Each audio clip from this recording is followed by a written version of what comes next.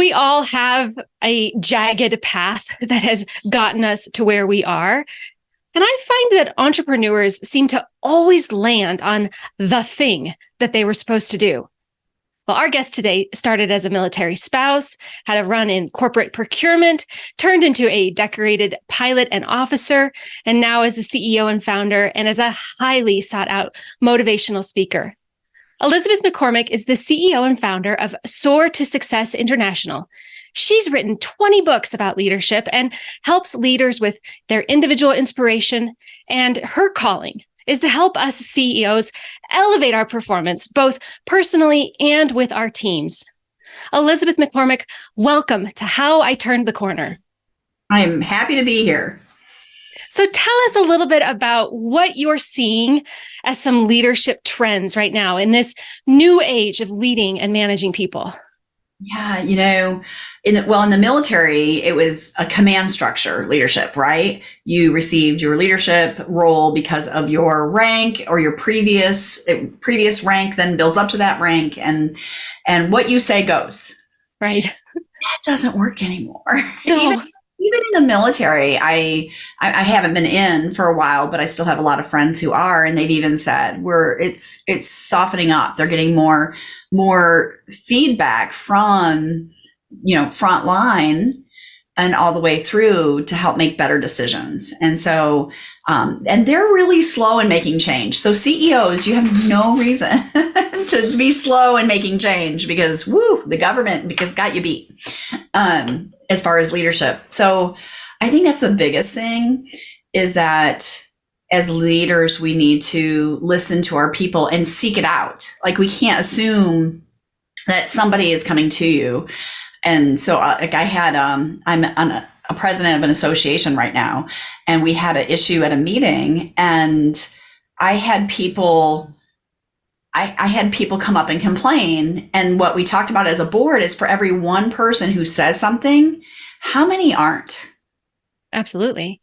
Yeah. So you can't sit there and say, I have an open door policy. They can come talk to me anytime. That's not enough anymore. It's, you need to be at the water cooler with them once or twice a day. You need to walk through and be amongst your people and talk to them and be accessible.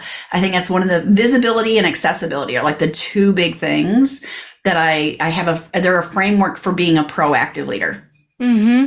Yeah, it's so interesting. I have my own kind of head trash about stuff. And as a leader, I have a team of about 20 people. And one of the things that I hate it when they call me the boss. Like, I'm not your boss. Like, I'm in the trenches with you. I just happen to sign your paycheck. I like feeling like I'm a part, or not feeling like I want to be on the team with the team. I don't feel like it's me telling them what to do and where to go at all.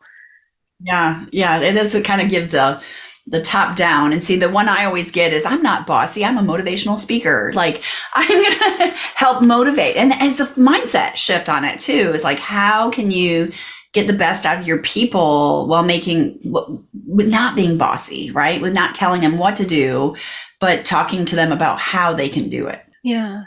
So tell us a little about one of the frameworks. You have a number of frameworks that you teach from this stage and in your books, but what's one of the ones right now that's really landing for people? The one I just taught with a board of director retreat on Saturday was a leadership framework. And so this is more for strategic planning and visioning and everything, which I think as leaders, we need to be better about communicating that. So I have a framework for leadership. It's communicate, aviate, navigate. And so strategic planning, right, is your navigate. It's setting the course. It's knowing where you're going. Because if you're not setting a course and giving a vision, like, you're going to end up someplace you don't want to be, right? You're going to get to the top of the mountain and realize, I didn't want that one. I wanted that one. And that starts with how you start, and starts at the beginning. And so when you're clear on your vision, when you're clear on your navigation, your strategic facilitation, your planning, and the things that you're going to do, then it comes into the C and the A, which C is communicate and A is aviate.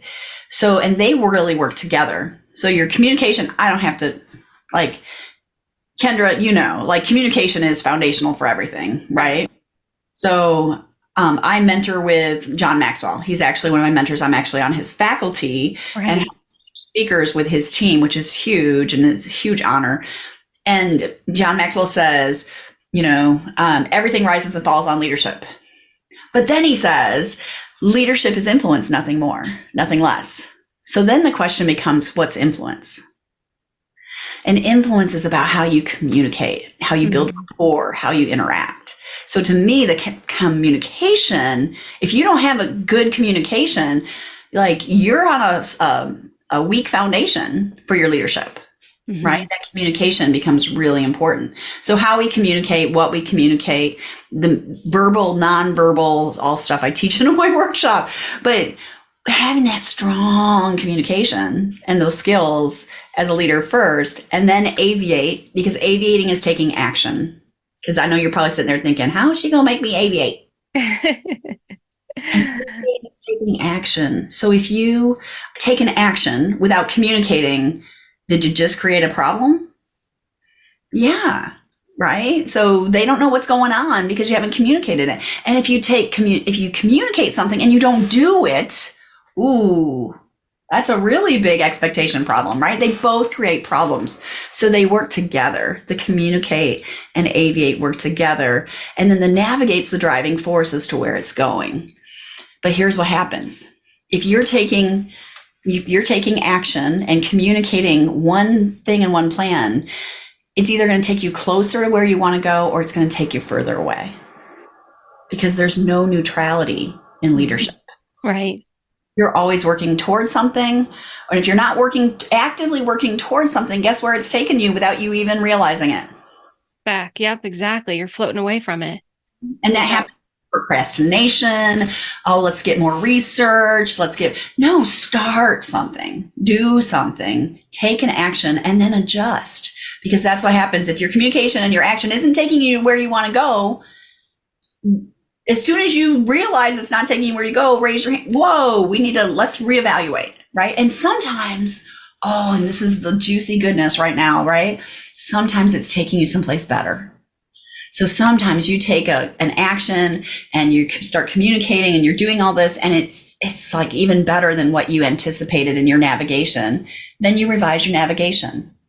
They all work together. Well, and especially when you have the right team, when you can set a goal that's clear that you are navigating towards, and that goal is, has the fundamental boundaries around it, the timeline, the budget, the resources, the people you're going to work with, when it's due, all of that, then I think that people have a lot in them to get that done. It might not be the way that you would do it as the leader, but when you have the right team, it's going to happen and it's going to be magical and juicy, like you just said. And you do have to still kind of course correct along the way and make sure everybody is going in the right direction. But I see so many leaders who are kind of the more command and control say, we're going over there, we're going to do it this way. And then all along the way, the troops might be saying, this isn't feeling right. This doesn't seem like the right path or the right way to go, but they're too afraid to say something. And so then you end up in that wrong spot, right? Raise your hand, say this, something has to be said, right? Either to say something or do something with that. And I think a lot of leaders get stuck is that it always, and I, like I said, not only my company, but president, I've learned to let go of the how. Yes. Ooh, right? Learn to let go of the how. I don't care that I have had to repeat it to myself as a mantra sometimes. I don't care how this gets done. They're not doing it the way I would do it, but is it going to get done? I don't care how it gets done as long as I get the result I want, right? I don't care how it gets done as long as we make progress on this project or move forward. I'm going to drop the need to have to control the process as a leader and focus on equipping my people to make those right decisions to make a process that works for them. So do you think that mindset that of the opposite of that, the people that cannot do that, do you think it's a trust issue? I mean, what do you believe causes a leader to say and think that their way is the only way? And they start micromanaging their people. Yeah, right. I don't know very many people who like to be micromanaged. None. I've never met anyone, actually. It doesn't matter what personality style they are. It doesn't matter what. So, I think some of it's trust. Like, some of it, especially with founders who have built companies, they think that because they built it, it's the only way to sustain it. Right. So I think that's a big thing with founders, especially. Some of it's trust, some of it's time. I can do it faster. My way's better. So a little bit, maybe a little ego. I don't know. Maybe just a little ego. Egos. Maybe we've seen one or two along the way. Wouldn't be the person listening, not you, ma'am or sir. No, right. Right. But it can be like, my way's the best way. My way's the only way. And I would just encourage, like, suspend the need to know how and ask them, well, how would you do this? Uh-huh. And don't correct them. No, don't do it that way. Say, okay, is that going to get us, the question asked, is that going to get us the outcome we desire? The objective we need, the project completed, whatever it is that going to get that done? And I would also say we need to also ask more feedback from the people actually doing the work on the time frame. Yes. Because a lot of times as leaders, we go, we can get that done in 1 month. Is that really realistic? So our vision is that it is, but the implementation may not match. Right. I think that this also, coming back around to this mindset stuff, I think too, it's really causing a lot of turmoil in this sort of back to work hybrid remote conversation as well. And that so many, again, leaders are wanting to have everybody in person because it's the only way. And I haven't seen that, right? I mean, I'm seeing that, like you said a minute ago, kind of let people do it the way they need to get it done, assuming that the outcome is what we all want. Why do we care where people are? Unless we're making money by being face to face, right? Like retail or restaurants, things like that. I just don't see a need for it. But what are you seeing? What I've seen coming through the pandemic and out of it is there's a lot of trust issues. Mm-hmm.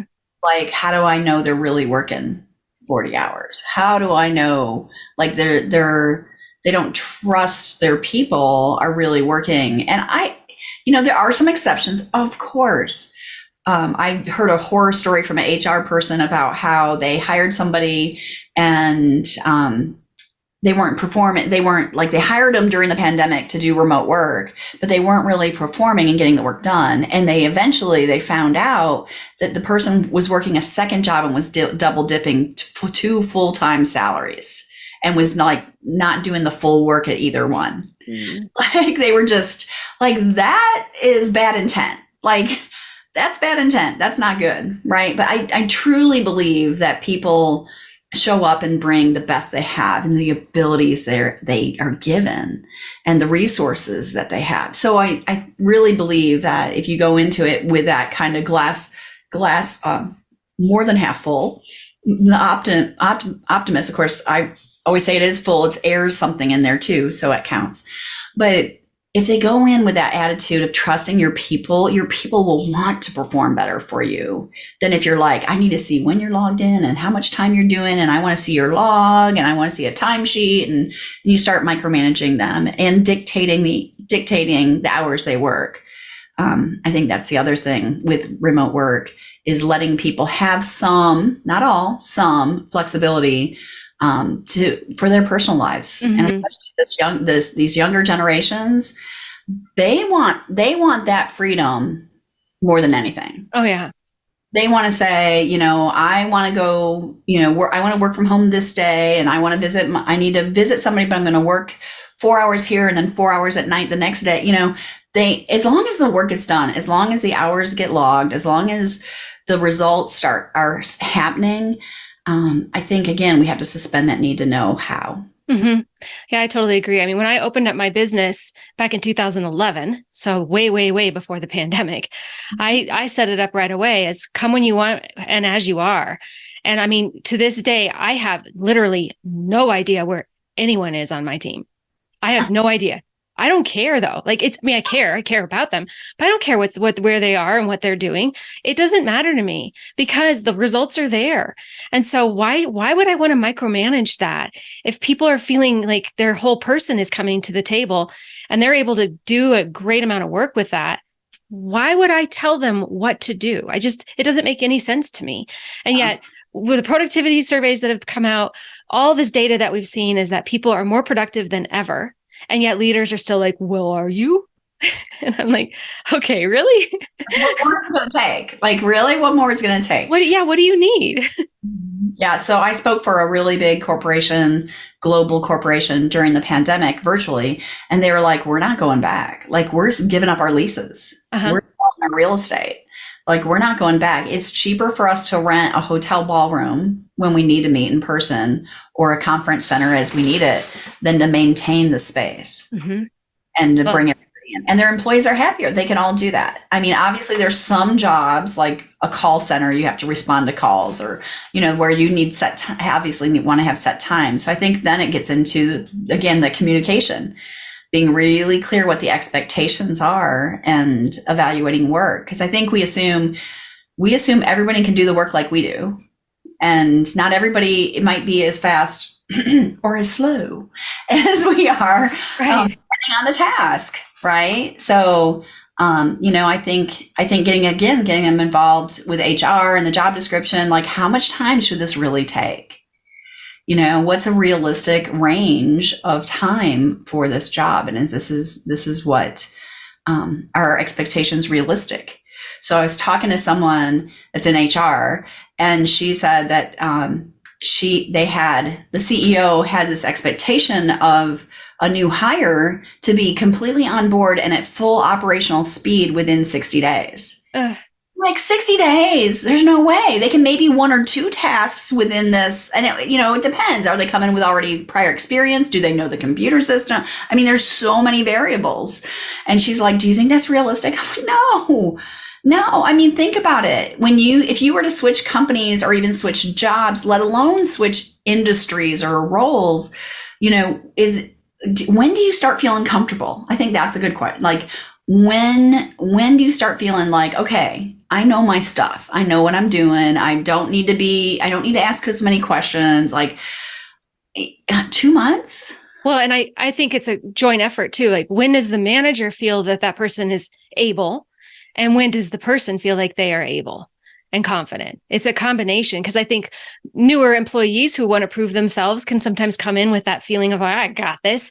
But then the manager's like, you're so entitled. It's like, no, they're not entitled. They're enthusiastic, but they're still a beginner.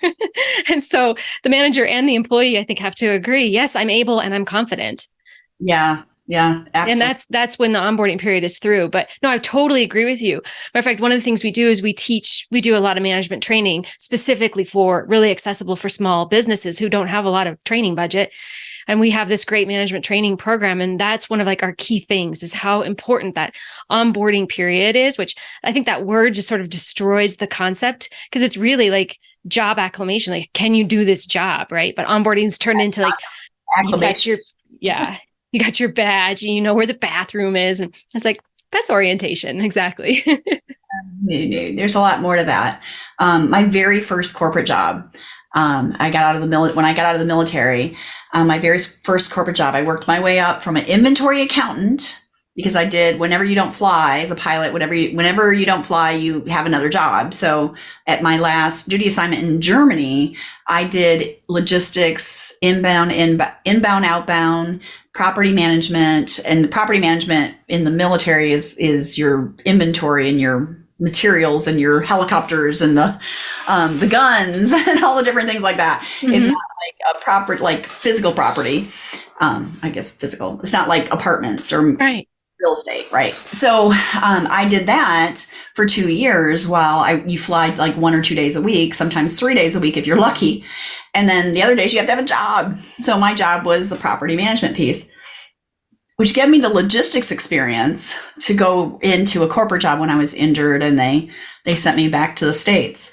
And so in that job, worked my way up from the inventory accountant all the way up to over the whole purchasing department and inventory department, and over part of the warehouse, and was legitimately a union warehouse, a legitimate full-on manager of a department with reporting to the vice president of logistics. And during that time, like our warehouse, I live in Dallas. Our warehouse is 100 degrees, 124 degrees in the second floor. Like it's hot. And that's where the stuff that doesn't get touched very often goes, right, in the second floor. And I would be out there in the warehouse with them. I would be out there out there, not driving the forklift, that's a union job, but I would be out there hands on property, checking on things, and working my way up. And, how many people like never got their hands dirty? Oh, I know. Oh, Yeah. it used to drive me crazy in my corporate job. I worked at IBM before I opened up this business. And I would just get so frustrated with the people that were, in the leadership roles, and they knew nothing about our customers, nothing about the products. It was like, who gives you the right? Well, of course, we now know, right, that a lot of those jobs are handed to people because of bias, which is, that makes sense. That's part of our human condition, which we are slowly eliminating, you people like you and I, right? But but I would just make me crazy. And so I love that you did that. And I think that's another really key thing for the listeners here, is to remember to stay as close as they can to their teams and the work that the teams are doing without interfering and micromanaging. It's a balance, but it's really important. Mm-hmm. Yeah. So the funny thing with that is the warehouse manager over the entire warehouse was injured, and they were panicked. Like, he wasn't going to be back to work for 6 months. It was a workman's comp claim because it was a workplace injury, and there's all this stuff with this. And they were like, who can we get that isn't going to like start from scratch? Right. So talking about onboarding and acclimation, and like, who can we get? And so that at that point they came to me. They're like, we need you to run the warehouse. And I'm like, oh, union shop, like 100+ men. Right.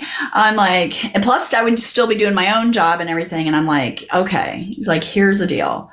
I will do it for, I said, how long is he out? Like, and with, the workman's comp, how many, you can't replace them. You can't hire somebody. Right. So there's all these rules. So we sat down and figured out, like, how long can we, until we can really hire somebody if he's not back. Right. And kind of went through with that. So I will stay 1 week past that deadline. Like, I don't want to be a warehouse manager the rest of my life. Ooh, so I don't want to do that. Right. So, but I will do it to here. But when this is done, not only you're going to pay me more during this time, then, like, when it's over, this is the promotion I want. And this is because they needed me. Like, there was nobody else. They didn't have anybody else. And so, I was able to negotiate into that. But then shortly after that, I got headhunted to another organization, and I didn't want to go. Like, I was happy where I was, and I loved the people, and I'd been there for 6 years, 5.5, 6 years at this point. I didn't want to go. So, but I found out I was horribly underpaid. Oh, horribly. I did like the whole like salary finder and the reports and everything. And I found out they were hiring for my same position, the exact same job in our Mexico plant, where the cost of living is significantly less, and it was still more money. Oh my goodness. Oh, Elizabeth, that's heartbreaking. And I took it to them, and I'm like, hey, here's this job. He posted online salary range, and even I was like lower than the low in Mexico. So I'm like, this isn't right. And, I know I've been promoted from within, and they started me low because I was an entry level hire, but they just didn't do much that way. And, so I think one of the big lessons out of that is to value your people. Because when I went to them and I said, I don't want to leave, but they're offering me $10,000 more a year plus bonus. Like, that's not little. Mm-mm. And it didn't even get me into the middle of that salary finder report. Mm-hmm. Like, it was still at the low end for this job. Right. And so I was like, this is my family. This is my life. I don't want to leave. If you're willing to match this, I will stay because I want to be here. And I took it to the president of the company first. He was an early morning guy. I went in super early, met with him before everybody else. And he's like, we don't want you to leave. We want to keep you, right? You've been here 5 years, all this institutional knowledge and everything. And then he's like, let me talk to my executive team and I'll get back to you. And then when he got back to me, he's like, we can't do it. The CFO thinks this is blackmail. Oh my goodness. See, that is what's so frustrating, and why I'm so glad that, this is what happens is when companies don't do the right thing, then government takes over or unions take over. So it's like, do you want to be unionized, or do you want to just deal with your culture? Like, you're going to get one or the other. And this is a perfect example of the crummy behavior that has happened that's now led to lots and lots of laws. Like Colorado just passed this pretty strict law about 2 years ago now, about now all salaries have to be reported on the job advertisements. And I mean, I've seen people say things like, people from Colorado need not apply. And I'm like, are you serious? Like, this is the right thing. New York is got something in process right now for it.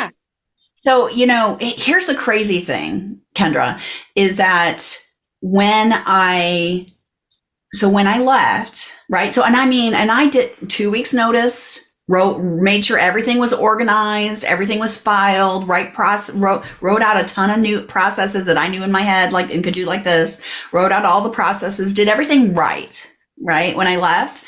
And they ended up, I found out from, of course, the employees who worked for me stayed in touch with me. And I found out, like, they had to hire 2 people to do my job. Yeah. Yeah. 2 people. 2 people's benefits, 2 people's salaries, 2 people's vacation, 2 people to do and I would have stayed. Yeah. It cost them a lot more to hire 2 people. Well, and that's an example of just a weird mindset again, right? Like, I'm going to assume because someone's coming to me to talk to me about my salary that this is blackmail. That's a total mindset, right? Where you could say, oh, look at that. Look at how off we have been on this. Man, we screwed up. I'm really sorry. Mm-hmm. Completely different mindsets for the exact same situation with a different outcome, right? That just gets obviously very fired up. No, well, and I could see, like, I got another offer, match it, right? I could see that, but I had the salary report saying I'm underpaid. Yeah. I'd already been talking to him about being underpaid for about 6 months before I got the offer, right? So I took that job, the headhunting job. I took it, and I will tell you, I wasn't even there a year. It took me about 6 months to acclimate and get on board, but I wasn't even there a year, and I wasn't there even a year because I found out they were hiring illegals, and they were having a lot of them report to me in the warehouse. So I'm like, and at that time it was, the government was structured still with INS, and I was like, oh, as soon as I found out, I had an employee was like, I can't drive. Like, I needed something picked up, a purchase order picked up at another plant, and I needed it picked up. And he's like, well, I said, I need you to go do that. He's like, okay. And then he sent someone else. I was like, no, this is an important job. I want one of my higher level employees to pick it up. So I need you to pick it up. And he's like, I can't go get that. I'm like, what do you mean you can't go get that? Like, I'm thinking it's like insubordination, right? I'm not doing that. I'm like, what do you mean you're not going to do that? And he's like, oh, because I can't drive the company vehicle. Why can't you drive the company vehicle? Like, I had no idea. He's like, looks at me like I knew, like I was supposed to know. He's like, I'm not here legally. Mm-hmm. Like, what? Well, that's not good. See, that's total exploitation too. Yeah. Oh my gosh. So I found out that I found out, and I was like, oh, I can't stay here. Like, this isn't ethical. I can't stay here. So I started discreetly looking for another job. And then one day when I was at my lunch hour applying for another job, I came back and all my stuff was outside on the sidewalk from my office. And when I was like, what? And they're like, yeah, we found out you're looking for another job. Where you were at today called us for a reference. And I'm like, wow. So needless to say, I started looking much harder. Yeah, that's terrible. Well, my goodness. So what a journey you've had. So in our kind of final minutes here, what would be some advice you would give to CEOs and founders right now to help kind of navigate this people revolution and all these changes we're seeing in the workplace? What's 1 or 2 tidbits you have for them? So the biggest thing, like we talked about at the beginning, is be with your people more. Like, find ways to do a birthday lunch. If it's their birthday, in September, you do a lunch with all of them in September, and you walk around and talk to everyone. So, I know some of you might have big corporations or industries that you work with, but find ways to be with your people more. and make them feel valued for it. It's not like, I need some information. No, I want to get to know you and who you are. And why are you here? How did you get hired? How long, you've been here this long. I see that in the data, but I want to know, why did you come here? And why are you staying? Like, oh, good questions, right? To know and understand, like, what motivates them. And I think you'll be surprised, because most people assume it's money, and sometimes it's vision, and sometimes it's the benefits, and sometimes they're just really, really like the people they work with, and the leaders that they work for. So, but getting them in tune to vision. And I think that's the other thing is, especially when there's change, because that's the only constant, is there's going to be change. So when there's a lot of change going on, you really need to get more buy-in from your people and start it earlier in the process and get them involved in it sooner. People need time to process and to think through change before it actually goes into effect. So anytime changes are coming, I would say get more people involved at every level of your organization. Right. That's excellent, Elizabeth. Well, thank you so much for joining me today on How I Turned the Corner. We'll check back in with you in a few months and see how you're doing as well. So thank you. Awesome. Glad to be here. Thank you.